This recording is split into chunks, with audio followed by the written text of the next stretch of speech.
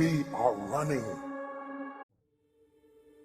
Why are successful people waking up at 4 a.m. and not a different hour? What is the secret behind it? Well, they know how their brain works, and they take advantage of their brainwave states and brain chemistry. The brain produces electrical patterns, often referred to as waves. When you're first awake, your brain operates at around 10.5 waves per second. The range from 8 to 13 hertz, or cycles per second, is the alpha stage. It's been called the gateway to the subconscious mind. But when you wake up this early, you are between theta and alpha. The mind is capable of deep and profound learning, being fully aware and focused with an effortlessly calm mind. In other words, you don't have to work as hard. You are not thinking. You just relax into the moment. Another important fact known by all successful people is when you wake up, your subconscious mind is most impressionable and soaks up information like a sponge. Whatever you hear, see, or are exposed to in the first 20 minutes will affect you and set the tone for the rest of your day. This is why they meditate, listen to affirmations, and not checking their social media and emails so early. They choose consciously their tone of the day, being focused and positive and not being distracted. They choose to go to bed early and use the premature hours of each day in their own advantage. They make up a routine of waking up before the sun starts to shine and go to sleep after the sun goes down. Why do they go to bed so early? Between 10 p.m. and 2 a.m. is where you can get the most from regenerative and deep sleep. After 2 a.m., sleep lacks the quality that you need as it becomes more superficial, chronically depriving your body of the regenerative sleep which you can enjoy between 10 p.m. and 2 a.m. makes you wake up in the morning even more tired than when you went to bed. The human body is closely linked to the day and night cycle. That is why, within 1 or 2 hours after sunset, your melatonin levels start to rise. This is how your body's telling you that it's time to go to bed. At midnight, melatonin levels reach their highest value, and after this, they start decreasing gradually. 10 p.m. is when your body reacts as a result of the increment in the melatonin levels. This period of transformation in your sleep cycle brings along a more intense metabolic activity. This one is responsible for the repair and restoration of the whole body. In order for this 10 p.m. reaction to take place, your body needs to slow down, which translates into reduction of your mental and physical activity. If you're still awake, there is a phenomena that takes place at this hour called second wind. This is caused by the rise in mental activity and energy that your system has at 10 p.m. Nevertheless, you can only feel what the second wind's value is truly about if you are asleep at 10 p.m. Studies show that if you go past the 10 p.m. bedtime, you'll find it more difficult to fall asleep. Also, you won't be able to enjoy refreshing sleep, which will lead to significant weariness in the morning. Small things matter, so even the simple shift in your bedtime hour from 11 p.m. to 10 p.m. can make a huge difference regarding the quality of your sleep.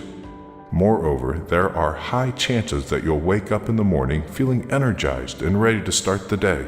This happens because you allow your system to go through its natural neurochemistry and you take advantage of this wave that it's on its way before 10 p.m. Moreover, your body also benefits from the metabolic changes that naturally take place as the clock ticks 10 p.m. If you are among those that usually fall asleep well past 10 p.m., you should consider changing the situation. Set up a goal to go to bed earlier by 15 to 30 minutes each week until you hit 10 p.m. bedtime goal. Early risers like Apple CEO Tim Cook, Oprah Winfrey, and Dwayne Johnson choose to greet the day at the crack of dawn because that's where motivation is created, and they don't need to ask for it. That silence of early morning hours is what helps them use their potential to the maximum. Successful people choose to use every minute available in a day because their life's purpose is higher than any other short-term pleasure or comfortable bed mattress. They instilled this habit of waking up early in their DNA because they understand how a strong and consistent routine can support a successful life. The human brain can work at its maximum potential when it doesn't have to multitask. The quality level of work is highly dependent on the level of focus. When there are no distractions and noises to disturb concentration, the brain has a great capacity to focus on certain tasks and thus generate a balanced rate between quality and work. Successful people are aware of this, and they use their alone time in the early morning to take full advantage of their brain's functioning capacity. High achievers understand that premature hours of the day allow them to make better decisions as their energy levels are at their peak. Those who live a grand life understand that early morning willpower helps them to achieve high levels of discipline. A disciplined morning guides them towards a whole day of discipline, and this is exactly what supports their successful life. The peaceful and quiet time you get before the sun rises creates the environment you need in order to take care of yourself, which doesn't happen too often during the day. It's the me time that allows you to provide yourself with everything you need in order to successfully go through the day. As soon as the alarm goes off, you're facing a bump in the road, and it's up to you to get over it or not.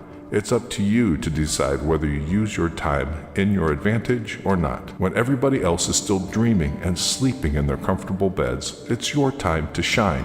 It's your time to get out of your comfortable zone and have that well-deserved breakthrough. The early morning hours are moments where you can be ahead of things without being distracted. It's a time where you can focus and pay attention to what really matters. It's a time where you can go past those old and narrow-minded thoughts that stopped you from getting the real taste of what this life can truly be. It is all on you, and you decide how to spend your life. You decide when you're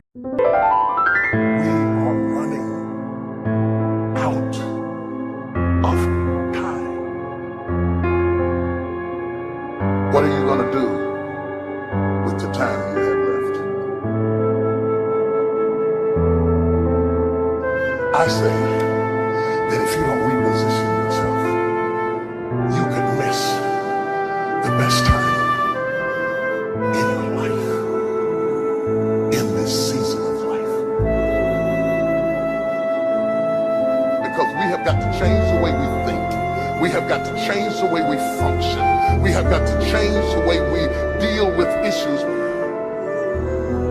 And the reason that you have to begin to reposition the way you think and the way you function and the way you feel is that we many times are stuck between the lines of limited thinking and limited people and limited ideas and limited philosophies, and there's something creative down inside of you saying, let there